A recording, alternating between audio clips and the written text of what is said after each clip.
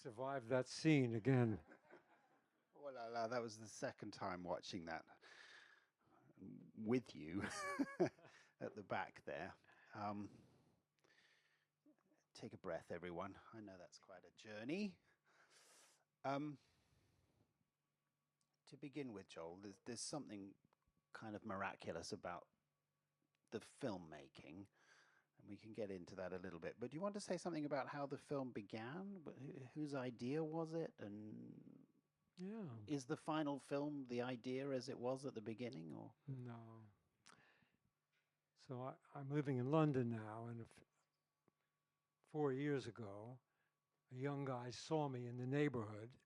He's a photographer and a street photographer, and he followed me, thinking he would get a chance to say thank you and like that. But he lost me. I went into a store to get something. He followed me in, but I must have gone right out again. And that was that.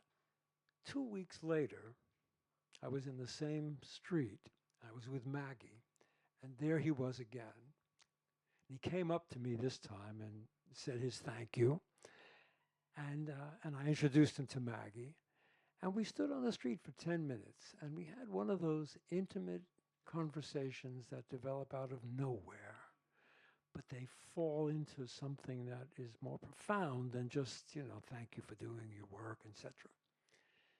And that was that. And about 6 months later, Maggie gets an email from him, and he said, I've been following your blog. Maggie's written over 350 essays about life, not the stuff you saw torn up. That was early. And he said, I can't get the two of you out of my mind. Something about the way you relate to each other just moved me. He said, and I have this risky question. Would you be open to me making a documentary about you? And he had such a sweet sensitivity, and his expressive nature was so expansive. We said, well, let's talk about it a little bit. Let's meet. He said, the woman I'm living with, my partner, she's a photographer too, and we would make this film together. So we met, first over Zoom, because it was COVID time, and then we came back to London from Italy, and we had dinner with them. And it just melded in such an easy, sympathetic way. Our conversation and our values, we seem to have this kind of connection, even though there's 50 years difference between them at 30 and us at 80. And so we embarked on this year-long journey. It took 1 year. It started on, let's say, New Year's Eve, and ended the following year on the beginning of January. And in that year, all those things happened. I mean, Maggie's accident and her recovery and moving from Italy back to London, getting rid of the New York apartment. I mean, a lot of changes and a lot of, they're painful changes and painful reality too. I mean, that injury, Maggie's a very athletic and engaged and physical person, and suddenly she has 9 inches of titanium in her leg and all those screws and staples. Wasn't that doctor great? She was quite a doctor. Yeah. Did you talk about the film, you and Maggie, with each other during that year, like how it was going, or your comfort with the camera, or anything like that, or? It was a different experience. It was just the 4 of us, Jacob and Manon, Maggie and Joel, JM. We called ourselves, as a little production company, Mama Jaj, because it had all those J's and M's in it. That's how our emails were. But because they lived with us a month at a time, or else shorter periods if we went somewhere like to New York or whatever, a degree of intimacy developed that was so harmonious Manon and I cooked together all the time. Jacob and Manon wrote poetry or stories. And the cameras were two Leica cameras, a different version than this. But I asked Leica to lend them the cameras to Jacob and Manon so that it would be the first movie made on a Leica SL3, a feature-length movie. But you have to understand, they shot 243 hours together for 100 minutes. What other films are in there? Because so many things happened, so many conversations, so much laughter, so much joy and everything. And yet, you know, that aria that Maggie sings to me, beats me over the head with, I deserved. I mean, I was really at fault for not understanding her or hearing her. I'm slightly deaf, so I don't really hear very well. That's not my defense. But one of the aspects of these new cameras is that you can start and stop them with a phone. So many times the cameras were just set up around the house, and we were mic'd, and there were mics in the ceiling on booms. And we just lived our lives so that you, as the audience, could see the ebb and flow. And you know, the cameras were set up in the bedroom when we went to bed, and they would get up in the morning and just look in, you know, to see. I mean, I don't care if they saw us naked or whatever, it doesn't matter. When they saw something that moved them, they just turned it on. So in a way, that sets the tone, the visual tone of the film. And can I just say one other thing? Because we're talking about the technical side of it now.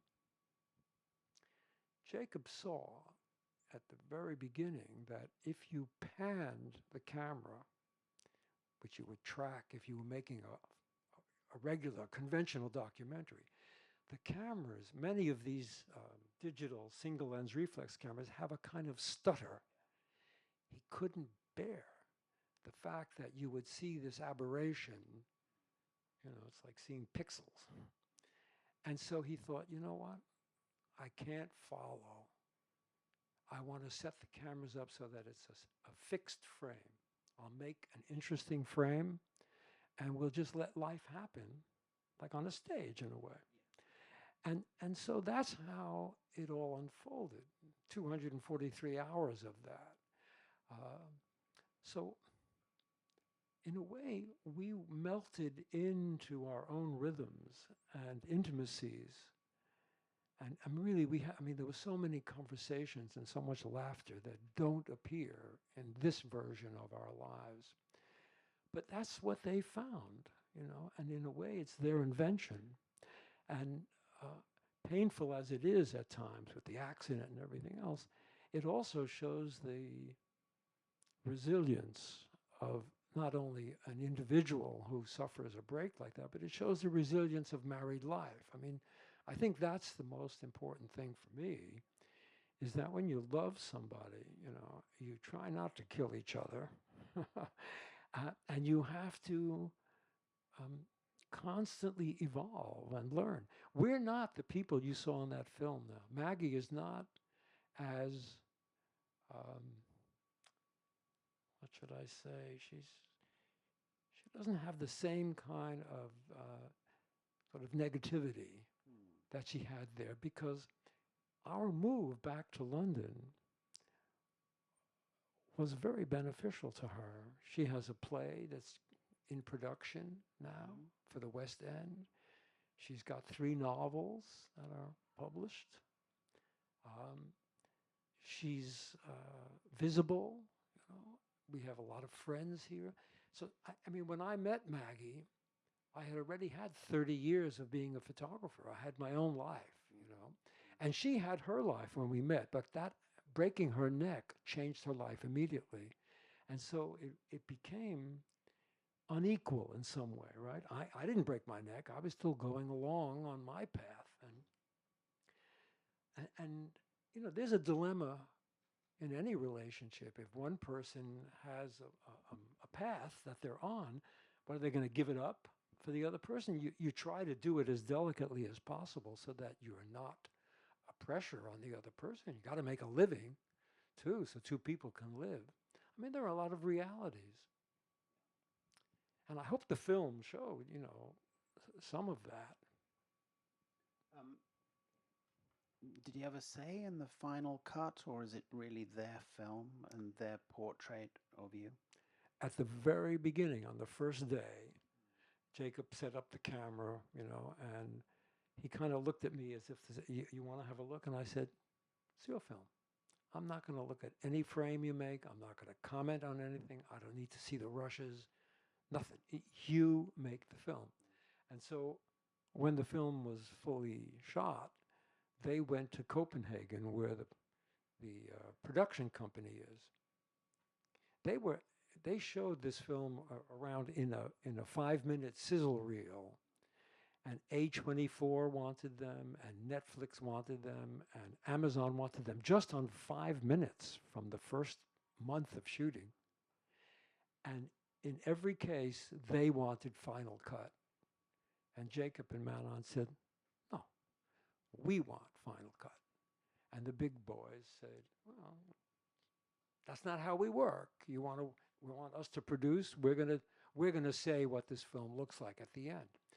So they found a production company in Copenhagen called Final Cut for Real. And it is a documentary company that's made extraordinary documentaries. And so that's where they went. And when they had a final cut, we flew to Copenhagen to spend a week there, just for fun, but also to see the film. And we made no changes. As tough as it was, that's the film. And we had to live with it. I mean, we were okay living with it. It wasn't like we had to, because if there were things that we didn't really like, we could have said, that 11-minute scene should be 6. Spare me some of that. But no, it was, do it. It's okay. There's a lot to learn.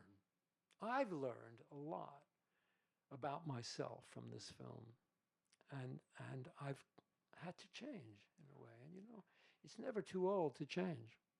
You can be an old dog at 84 and still think, you know what? There's time enough to reconsider certain ways, and Maggie too. You have an ease in front of a camera. You've been filmed a lot over the years. Does Maggie have that? Yeah. She has a certain theatricality, but she's a dramatic. I've only met her once in person, but Mm-hmm. yeah, there's a drama and a camera awareness. To her. Look, she was a professional dancer. That tap dance woman is a very famous tap dancer here in New York, Brenda Buffalino. She sort of brought tap back in. She's taught all the young greats. She was their teacher. So Maggie's been on stage. She also performed a one-woman play off Broadway once. So but she's a dramatic, personality in her own way. She's also extraordinarily sensitive, but sensitive in the way that's not, you're so sensitive. It's not that kind of sensitive. She feels things, she's constantly sensing the world around her, and I admire her and love her for that. I love that kind of sensitivity because, she doesn't hide anything. She doesn't cover it up. She lets it out, and we have between us a feeling that honesty is really what is the glue of any relationship. You have to say what you feel. Otherwise, you bury it, and then it explodes in your face somewhere, and it's a disaster. I think often about and one can't generalize about the psychology of photographers, but I often think about the lens of the camera and the aperture as being something that allows you to connect with the world, but it's also a barrier. It permits Yeah, a that's right. kind of a non-participation at the same time. And it's interesting in those moments where in the film where you are taking pictures, I can see you're in a slightly other world. You're not quite in that moment, Yeah, and yet you are. And yeah. um, You know, it's so compelling. I mean, life's little moments are so compelling. To see Maggie on that bed with that guy pulling her leg and helping her straighten it out and the pain and everything, but just to be witness to that, to feel I mean, it's my sympathy for her that drew me close, and to in a way record these events of our lives. I mean, that's what I do. I carry a camera with me for the last 64 years. I don't care if I go shopping at the supermarket or go for a walk. Camera comes with me because you never know. Gary Winogrand used to say, you never know if somebody's going to blow his nose out of his ear. That's a quote from Gary Winogrand. I mean, so it's that kind of ridiculousness that if you carry the camera, things happen and you can make the photograph. And so it's an ongoing thing. And I think the pleasures of observing the world that way yes, just make me do that all the yeah. time. It's not like I make a picture every single day, every single moment of any day. It's just that now and then. I don't want to say, oh, if I only had my camera. You know? But do you measure your life in terms of your photography? It almost seemed like that at the beginning, where the photos are being laid down and they Yeah. cross-cut you each telling your own autobiography. Yeah. And yours is very landmarks in a photography career. Yeah. I mean, well, that, in a way, that's strategy. Let's look at it from film terms. That strategy sets up the have not.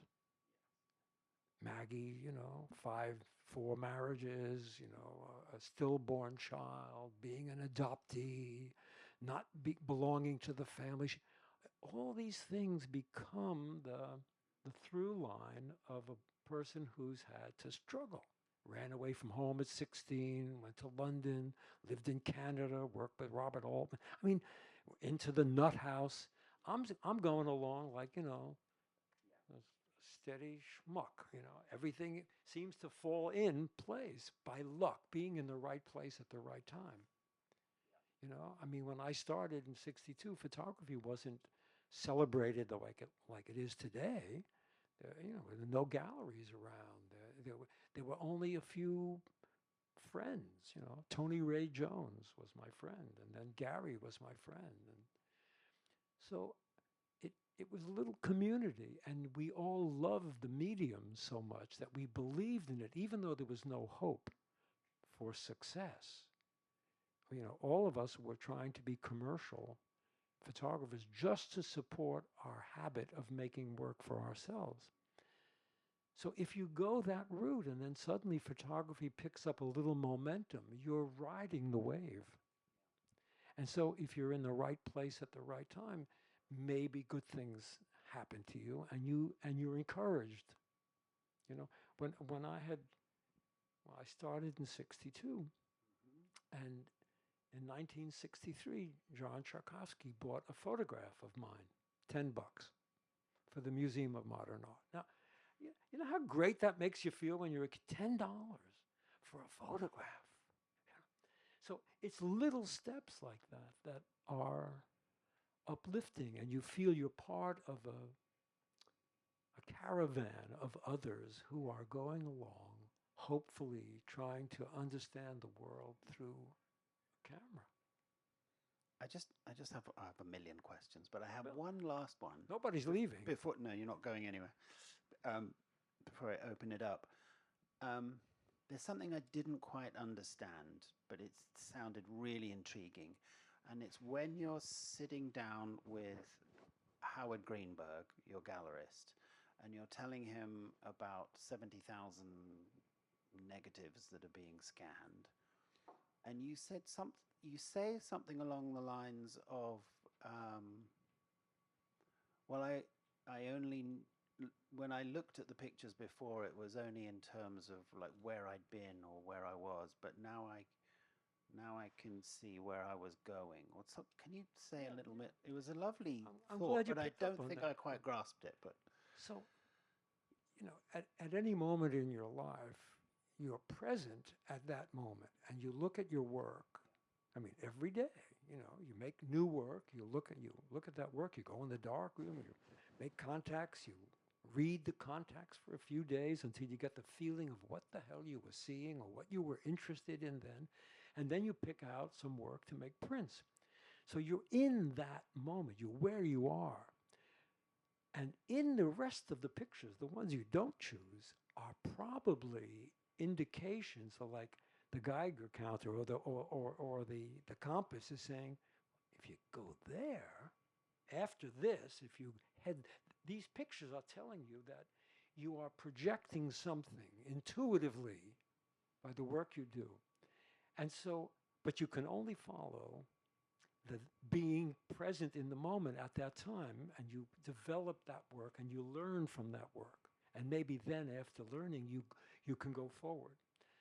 So I think what's happened is that at this age, I wanted to see everything. I had the contact sheets, but it's with the contact sheets in the loop. Nowadays, you put it on your screen and you could look at the pictures full size, and you get a sense of their intent and their intensity. And so I'm now rediscovering sort of the missed lanes that I took that lane, but not that lane. But maybe I got to that lane later on by going around. So it's a wonderful learning experience in all dimensions, right at the beginning when you read your contact sheets, and then later on in reassessing them. Because from this perspective, David, from being 88 now, and I'm looking back over a lifetime of work, I'm really trying to see the authentic through line. The kid that I was, who was hungry for vision, emerged over time. But where I am now, did I have a consistency, or what were my movements like as I went forward? What little digressions did I take? I think historically, because we're all our own historians until we meet another historian that we want to unite with. I mean, that's part of what might be in store for us in making this work. So that's what it is, and it's a process of discovering your own appetite for life. Yeah, it's nice you say it like that, because it does sound like a metaphor for life somehow, what you're going through when you look back at pictures and you see certain inflection points. And are you a good judge of your work? Are you constantly judging it, or? I'm an honest judge of my work. I know when stuff, fizzles out. It may look good at first glance. You think, oh, that's interesting. And then you live with it a little bit and you realize it's got nothing to say. At other pictures, you put them up and they just keep on giving. They reward you each time, because maybe they reward you visually because of their structure or their content, but they also might reward you for your persistence, because you took it in at that point and you said, yeah, that's a little opening, and I can go in there and see if there's more in there. And I think one has to learn to read the work that you make so you find your authentic self. Because for me, the process of looking at your work is trying to find your identity as a person, as a visual person, as an artist, so that you can begin to speak more fully with that identity. It gives you strength or character, don't you think? Okay, one last question. Is your identity in the work, or what are you, Joel, without your photography? I'm a really curious person who follows my instincts. If something says to me, I have this I've said this before, so it's not like it's new at this moment, but the idea of the Zen bell, you know, I was sitting meditation once, sometime years and years ago, and they rang a bell to end it. You could hardly hear it, but it was the loudest sound in the room. Ding, you know. And I think when I'm out in the world and I'm looking around and walking, and suddenly something over there gets my attention, that's the Zen bell.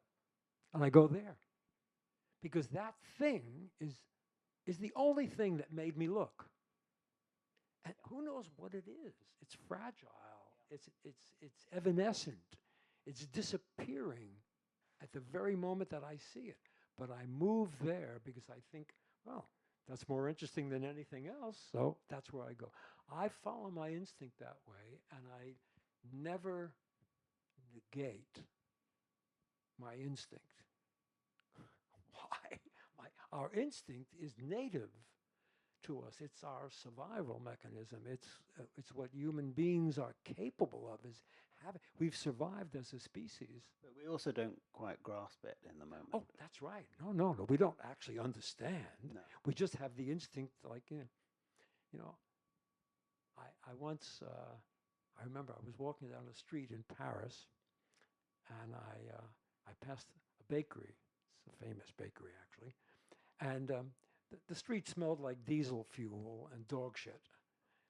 And then I walked past the doorway, and it smelled like butter and sugar and yeast and like that. And then I stepped one more step, and it smelled like dog shit and diesel again. And I thought, that's photography. You're in, I mean, it's there. It's a little fragrance, like it's so light and delicate. But when you're in it, and you know it. And that to me is. But you've never been a diesel and dog shit photographer, though, have you? Nah. Anybody else who wants to do that, that's their territory. I'm looking for the sweet spot. For the bakery, the patisserie. Patisserie photographer. Great. That's me. Patisserie. Let's open it up. If there are any thoughts or questions Come on. in the audience.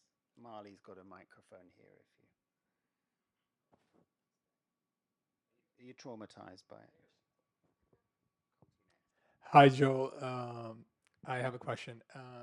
How many books you think you will make for the rest of your journey here with us? I don't need it so well. How many more books are you likely to make? Well, I've got. One with me, promise. Yeah. Promise. I've got 2 books I'm working on now. Unseen Kodachrome from 50 years, and a New York book. Lots of unseen work in there. You know, when I first began, the guy that I work for, the art director that I work for, who loaned me his camera on the day I quit, when he left America 3 months later, he gave me the French edition of The Americans that he had picked up in Paris. And there it was. Robert Frank, gave me watching Robert Frank work and then seeing his book, which I had no idea. And I thought to myself after that book fell apart in my hands, I looked at it so many times, I thought if I ever make a book, I mean, that's what I would hope for, is a book. And it took like 16 years to make a book. That's how bad, I mean, nobody would take a chance on a young photographer to publish a book. And so over the years, I've been able to make more books. And as David said, so there's like 56 or so books out there now about different subjects. And in a way, they are markers of a journey about things that interested me at different times. Because photography is everything. I mean, it's anything you turn your attention to. Like portraits, it's portraits. You like landscapes, it's landscapes. You like, you know, hubcaps, it's hubcaps. Really. I just saw a show in London, and it was hubcaps. No kidding. And it was good. It was really a crazy good body of work. Surprising. Diesel hubcaps. There was a question here at the front. Yeah. Yeah, you want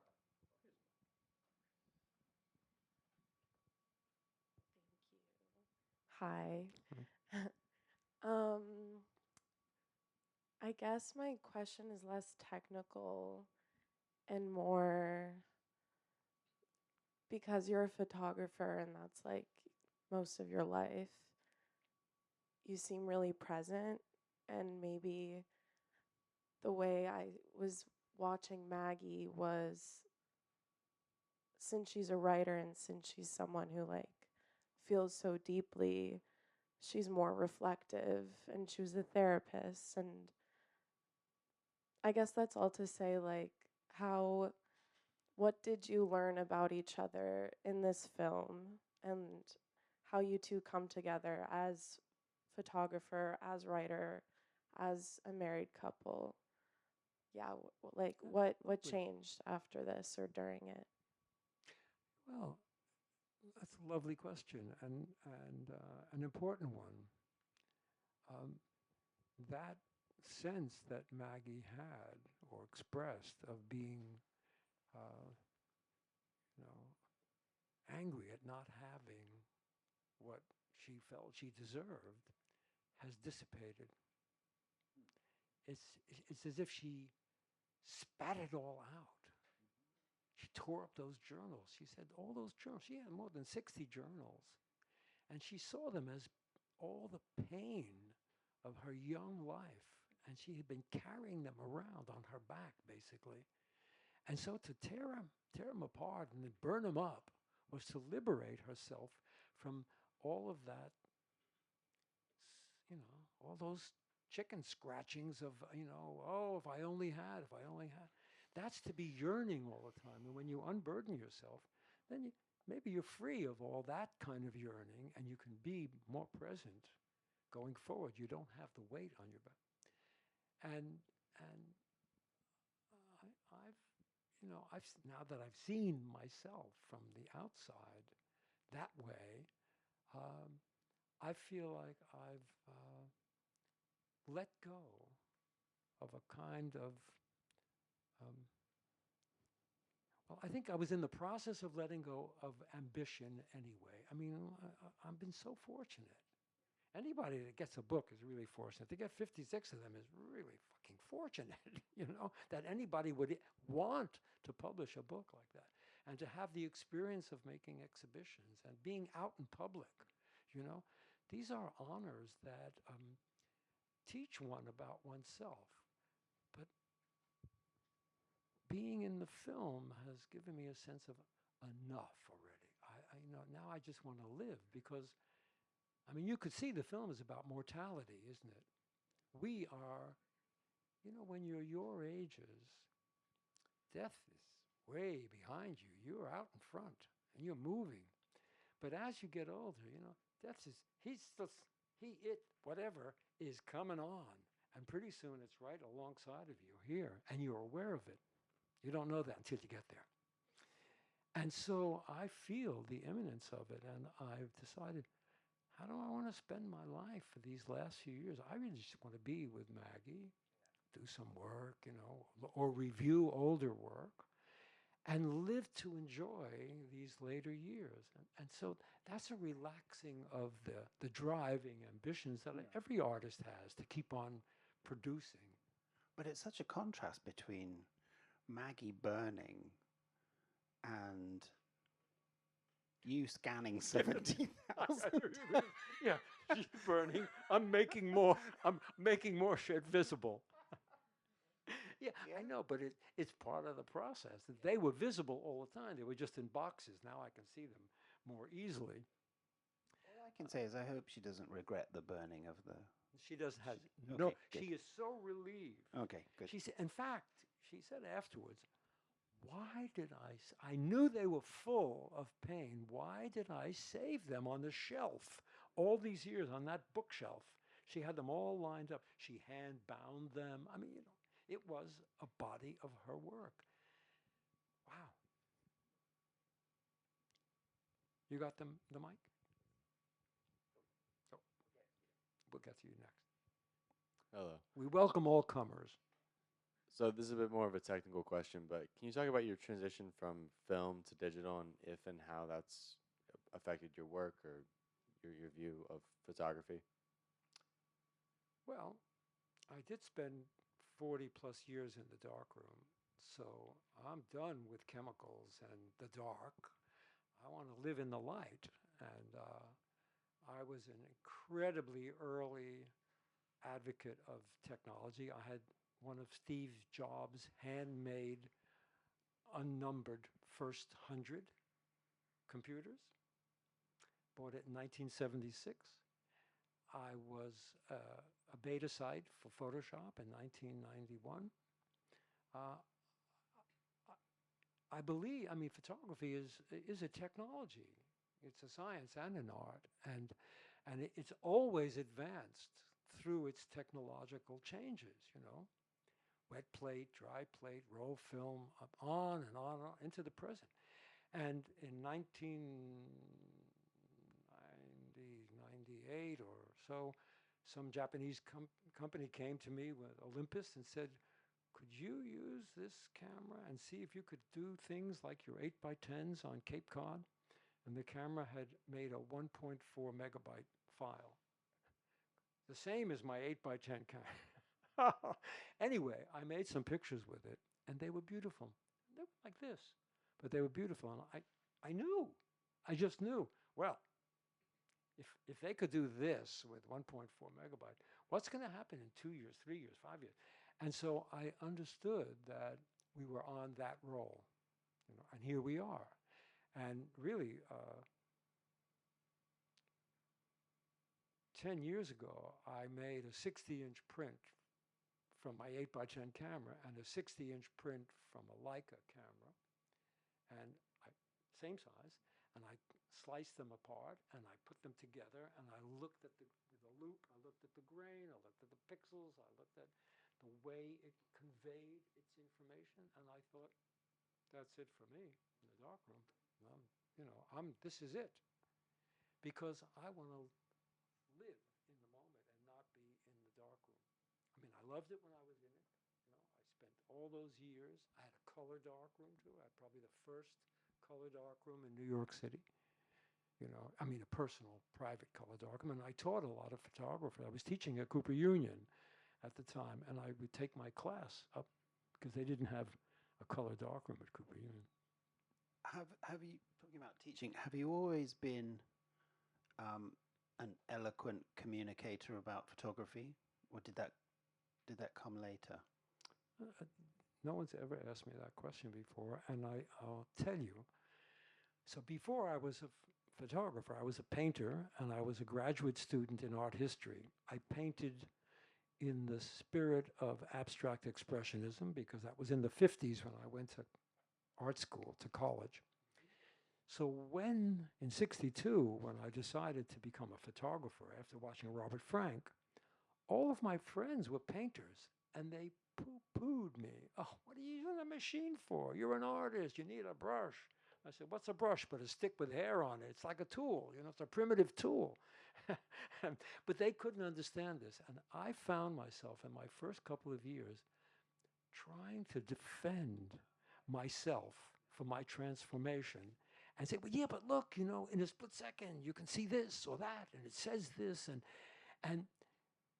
trying to justify. And I didn't have the language for it, but I began to figure it out. And at the same time, John Tchaikovsky was beginning to write. And his writings started to give young photographers a language to describe what it was that they were feeling but not able to say.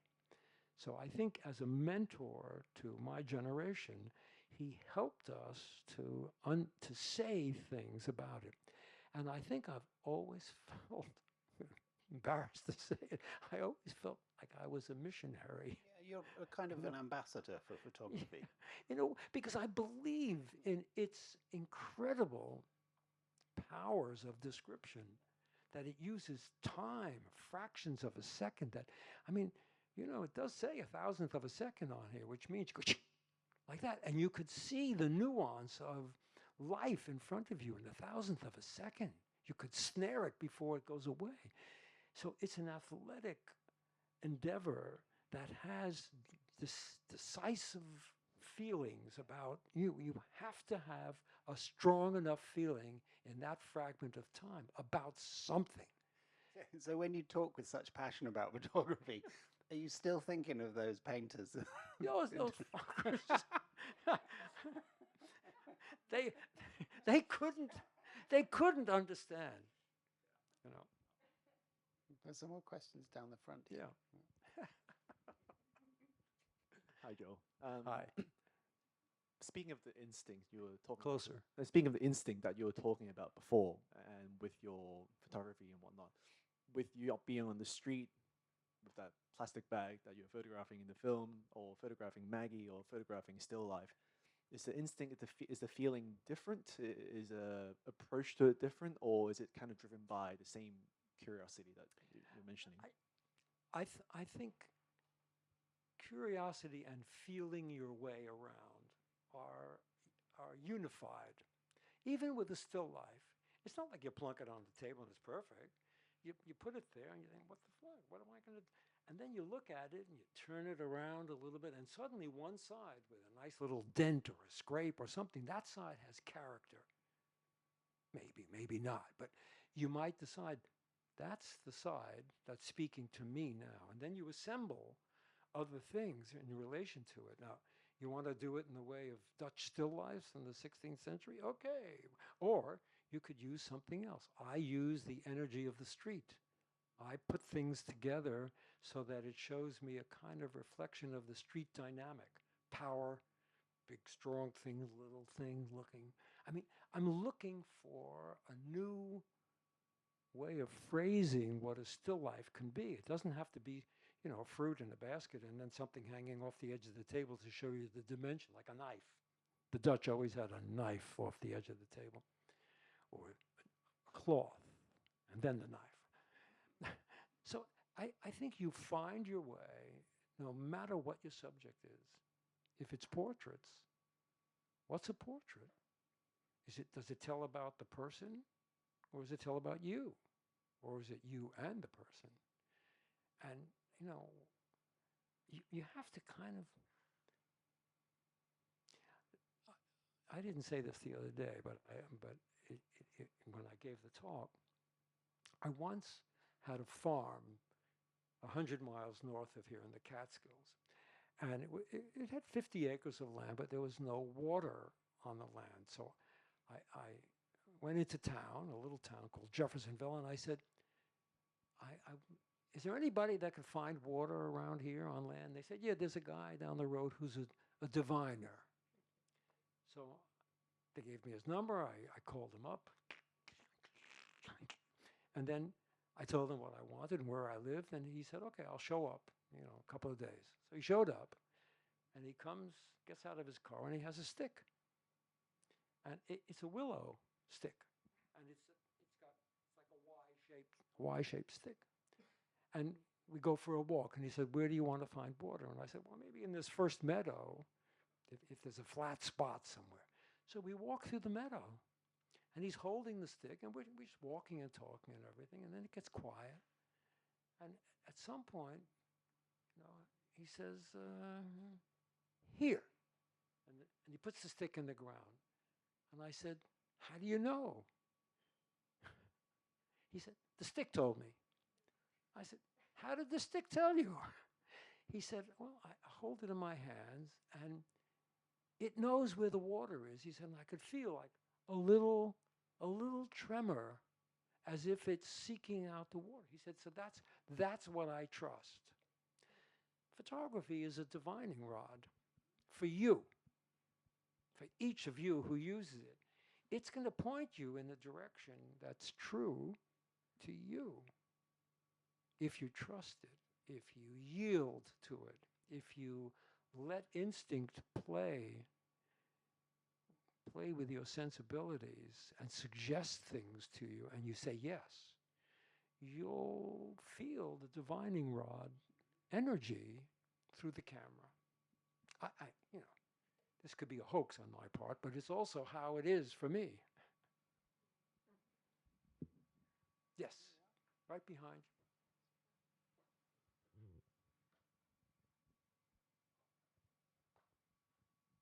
I was wondering if your relationship with Maggie influenced your photography in any way. Oh, absolutely, absolutely. Uh,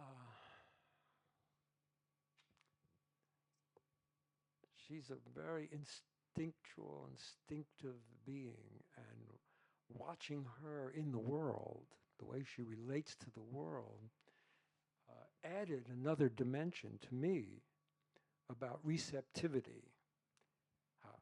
I had my own values, my own strengths. I think that, everybody's like lifting weights. You do it enough, you get strong.